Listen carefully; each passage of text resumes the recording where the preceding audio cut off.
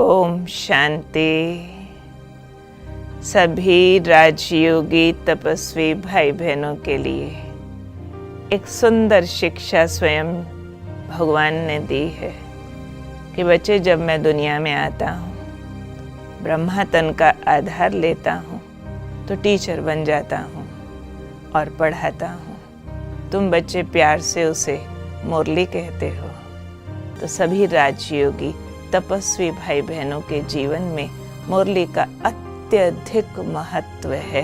स्वयं शिव बाबा कहते हैं कि मेरे बच्चों को कभी एक दिन भी मुरली मिस नहीं करनी चाहिए, क्योंकि ये गॉडली एजुकेशन है।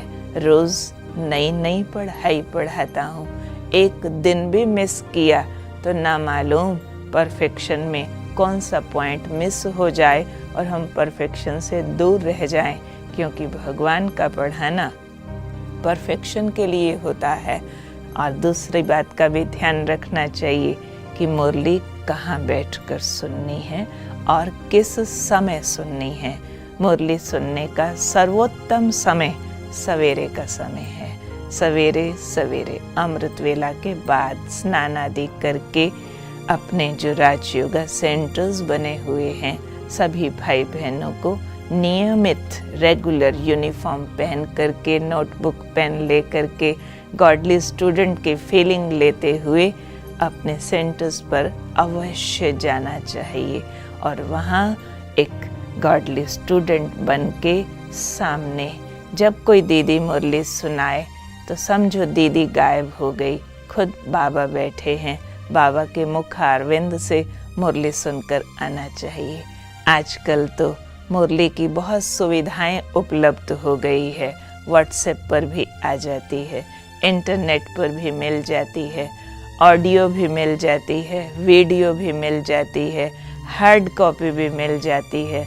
तो बहुत से भाई बहनों को लगता है कि हम घर बैठे ही पढ़ लेंगे ना, घर में ही सुन लेंगे ना, चलो हम ऑफिस जाते हैं, काम पे जाते हैं तो हम रास्ते में गाड़ी में ही ऑडियो चला करके सुन लेते हैं। शाम को पीस ऑफ माइंड पे मुरली आती है, मुरली ही तो सुननी है ना, उस पे ही सुन लेते हैं। हमको टाइम कम मिलता है ना, या सुबह जल्दी उठने से अपने को सिर दर्द होता है ना, इसलिए कौन इतना दूर जाए आए। तो हम मास 2 मास में एक बार चले जाते, हफ्ते में एक बार चले जाते हैं। इस तरह के कई ट्रेंड आजकल चलने लगे हैं। इन सब भाई बहनों को मैं कुछ सजेशंस देना चाहती हूँ कि वास्तव में व्हाट्सएप इंटरनेट पर मुरली सुनने वालों को क्या शिव बाबा वर्षा भी इंटरनेट और व्हाट्सएप से भेजेंगे क्या?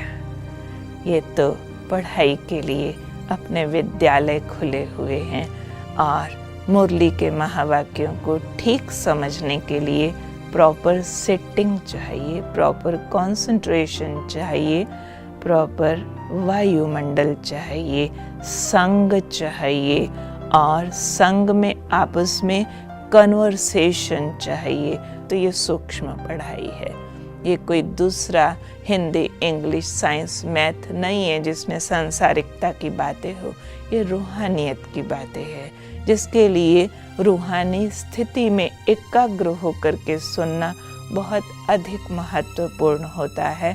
इसलिए अपने सेंटर्स बनाए जाते हैं जहाँ जा कर के हम मुरली सुने भी, शेयर भी करें और एक दूसरे से धारणाओं का व्यवहारिक स्वरूप भी सीखते चलें, आगे बढ़ते चलें।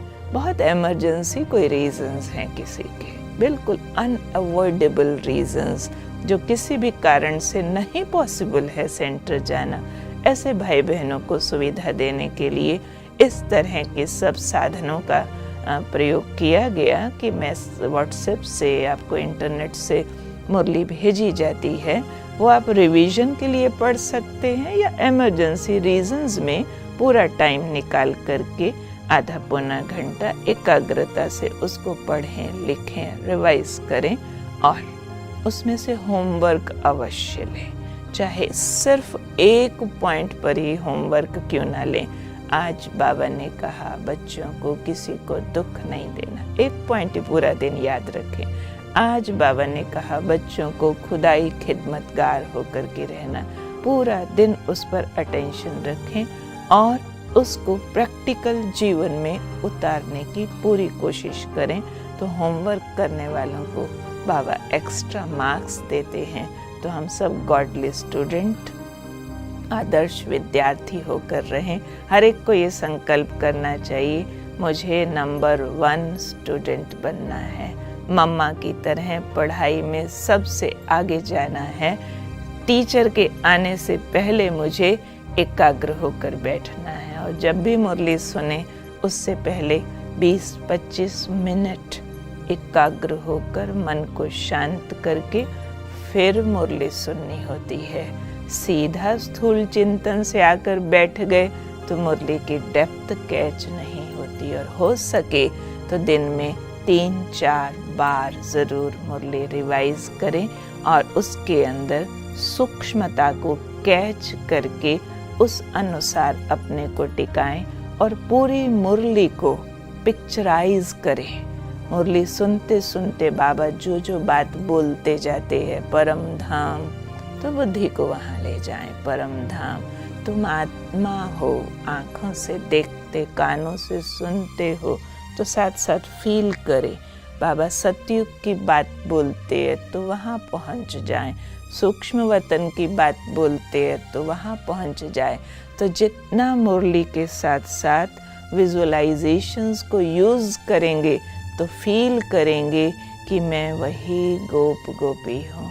मुरली की धुन पर नाचने वाला, नाचने वाली, अति इंद्रिय सुख में मगन मैं वही गोप गोपी हूँ। और ये वही भागवत चल रही है, ये वही संगम का सुहावना समय है जबकि भगवान स्वयं सामने गीता सुना रहे हैं सुप्रीम टीचर बन करके। तो इस महान सौभाग्य को पूरी तरह से हम प्रयोग करें। ओम शांति।